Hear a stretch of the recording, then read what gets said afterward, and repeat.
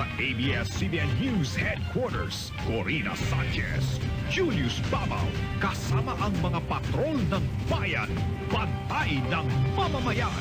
Ito ang TV Patrol! Narito ang exclusive report ni Police Patrol June Darasal.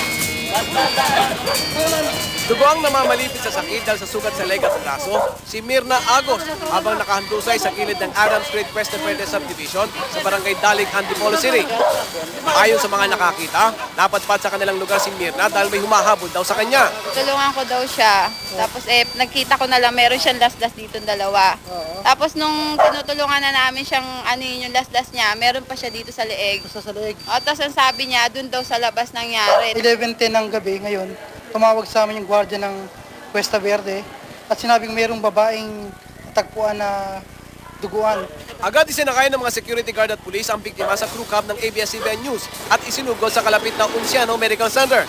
Concern namin yung sa sugat niya na medyo malalim. In-explore pa namin baka may mga ugat na kailangan i-repair. Ikinababahala rin ng mga doktor ang kalagayan ng sanggol na nasa sinapupunan ng biktima. Noong una ay tinatanggi ni Mirna sa pulis na hindi niya kilala ang tumaga sa kanya. Ngunit kalaunan, inamin niya ang kanyang ka-live-in na si Ricky Opiana ang may kagagawan.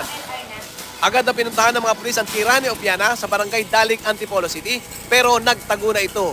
Para sa TV Patrol!